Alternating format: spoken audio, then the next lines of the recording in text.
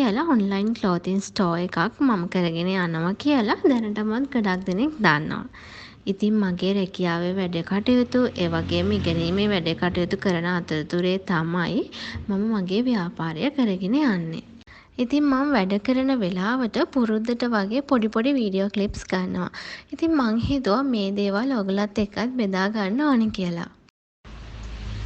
ඔයාලට පේන මේ වෙලාවේදී මම මහන්නේ සාම්පල් වලට ඇඳුම්. ඉතින් ගොඩක් වෙලාවට මම සාම්පල්ස් ටික කරනවා. ඒත් එක්කම පොඩි කමෙන්ට් එකකට දීලා මගේ ඉතුරු ඇඳුම් ටික මම මහනවා.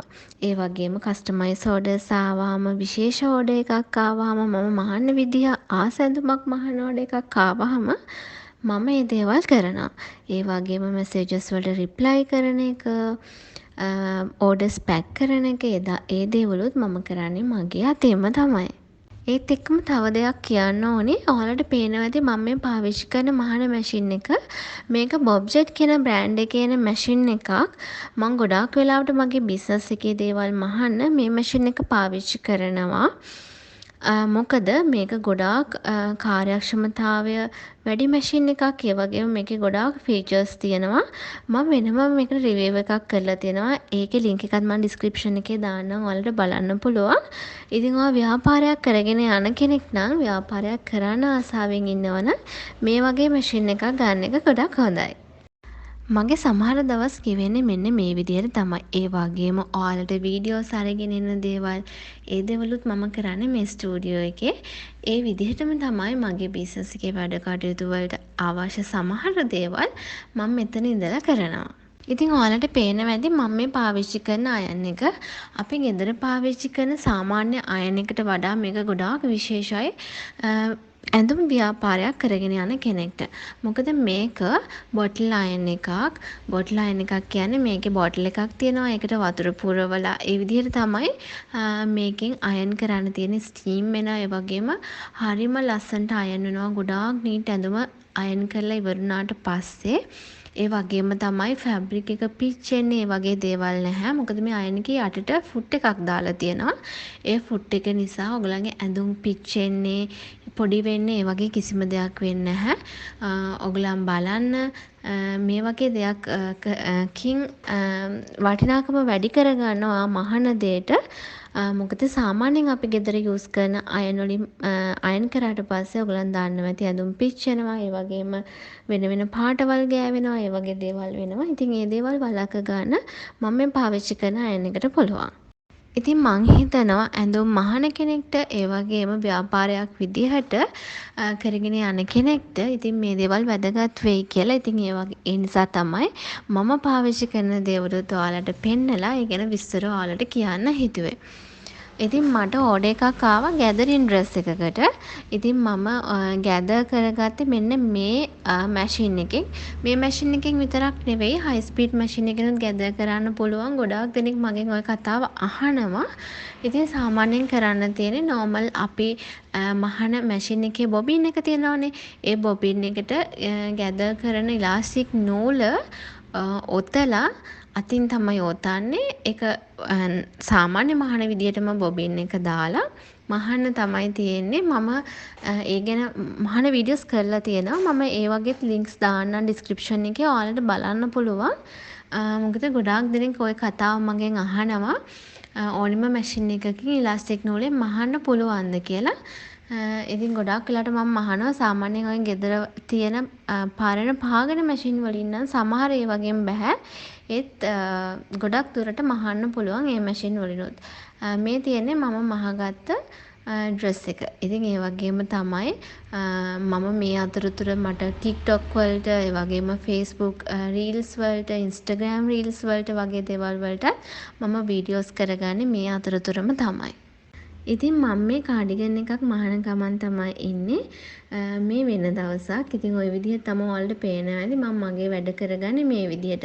ඉතින් ඒ වගේම තමයි ඔයාලට පේනවා ඇති මම සාමාන්‍යයෙන් පාවිච්චි කරන්නේ මෙන්න මේ මැෂින් වර්ග තමයි. ඔයාලට මම කලින් පෙන්නපු මැෂින් එක ඒ වගේම මේ මැෂින් එක ඕවර්ලොක් මැෂින් එකක්. නූල් 4 ඕවර්ලොක් මැෂින් එකක්. මම ගොඩක් වෙලාවට ඕවර්ලොක් කරනවා මේ නූල් 4 ඕවර්ලොක් මැෂින් එක තමයි මම ගොඩාක් වෙලාවට පාවිච්චි කරන්නේ. ඒ වගේම මගේ ගෙදර මම පාවිච්චි කරන නූල් 5 ඕවර්ලොක් මැෂින් එක. ඉතින් ස්ටුඩියෝ එකේ ඉන්න වෙලාවට නූල් 4 ඕවර්ලොක් මැෂින් එක තමයි මම ගොඩාක් වෙලාට පාවිච්චි කරන්නේ. ඒ වගේම තමයි මේ තියෙන්නේ මම අර ඔයගලන්ට කලින් පෙන්නපු අයන් එක. ඒ අයන් එකත් මම අර කලින් කිව්වත් වගේ හැම නිතරම මම පාවිච්චි කරන්නේ මගේ ඇඳුම් අයන් කරන්න මෙන්න මේ අයන් එක. මෙන්න මේ වගේ වැඩ කටයුතුත් එක්ක තමයි සමහර දවස් මගේ ගෙවිලා යන්නේ. ඉතින් ඒ වගේම තමයි මට එන ඕඩර්ස්. එතකොට මගේ ඕඩර්ස් පිළිබඳ හැම විස්තරයක්ම මම මගේ වෙනම Excel sheet එකකට අප්ලෝඩ් කරගන්නවා. එතකොට ඒ හැම ඩේටා එකක්ම මගේ ළඟ තියෙනවා.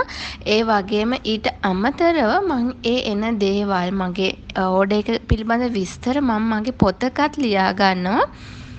කොහොමද ඕඩර් එක ආවම ඒකේ ඩිසයින් එක කොයි වගේද, ඒකට යන මැටීරියල් එක කොයි වගේද, ඒ හැමදේම මම පොතක ලියා ගන්නවා. ඒ වගේම ඕඩර් එක පැක් කරලා කස්ටමර්ට ඩිලිවර් කරද්දී කස්ටමර්ගේ ඇඩ්‍රස් එක, එතකොට වේ බිල් එක, ඒකේ ප්‍රයිස් එක කොහොමද, එතකොට ඇඳුමට මගේට ගිය කොස්ට් එක කොහොමද, එතකොට මට ප්‍රොෆිට් එකක් තියෙනවා නම් ඒක කොයි වගේද, ඒ හැමදේම මම මේ පොතේ නෝට් කරගන්නවා.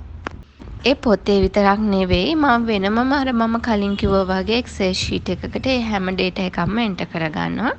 ඒ වගේම අර මම ඔයාලට කිව්වේ මම මොකක් හරි idea කරගත්තොත් මේ design එක මම ඉස්සරහට කරනවා කියලා ඒ design එකේ පින්තූරයක් අරගන්නවා. අරගෙන ඒකට අදාළව මම ගන්න fabric එකට අට යන cost එක කොහොමද, ඒ හැමදේම මම මේ වගේ කරගන්නවා. දැන් එක එකනාට ඔන්ලයින් බිස්නස් හරි මොකක් හරි බිස්නස් එකක් කරන අයට වෙනමම ඇති. ඉතින් මම ඒ වගේ තමයි කරගන්නේ. ඒ වගේම මට ඩේලි මොනවා හරි කරන්න තියෙන දේවල් මේ වගේ පොඩි ඩයරි එක මම ලියා ගන්නවා. මොකද නැත්නම් මට නිතරම අමතක වෙනවා.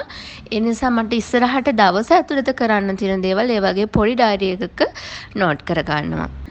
මේක තමයි මම කලින් ගොඩාක් කාලයකට කලින් කුරියර් කරලා යවන්න පාවිච්චි කරපු කුරියර් බෑග් එකක් විදිහට මම මේක පාවිච්චි කරේ.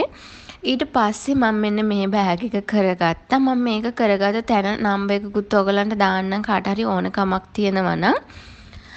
ඉතින් මෙන්න මේ වගේ තමයි මම පැක් කරලා යවන්නේ. මේ වගේ පොඩි පොලිතීන් බෑග් එකකට මෙහෙම දානවා. මේක පෙටා වලින් ගන්න පුළුවන් චයිනා ස්ට්‍රීට් එකේ තියෙනවා.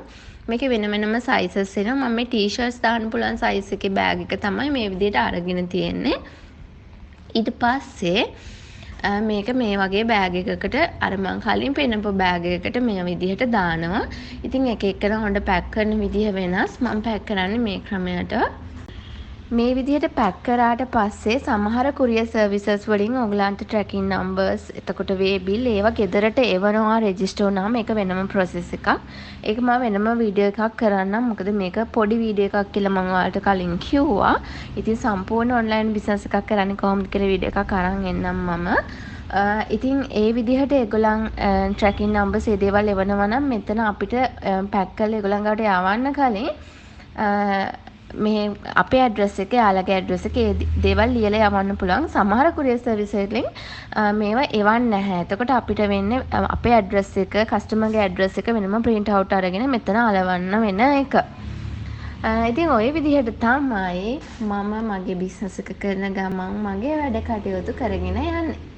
ඉතින් වීඩියෝ එක බලපුවා ඔයාලා හැමෝටම ගොඩාක් ස්තුතියි. මම පාවිච්චි කරන මහන මැෂින් මහම් උපහාංග ගැන දැනගන්න මේ ස්ක්‍රීන් එකේ පේන නම්බර් එකට WhatsApp මැසේජ් එකක් දාන්න. ඒ වගේම සිහිනමාන Facebook page එක හරහා මේ ගැන වැඩිදුර තොරතුරු ඔයාලට දැනගන්න පුළුවන්.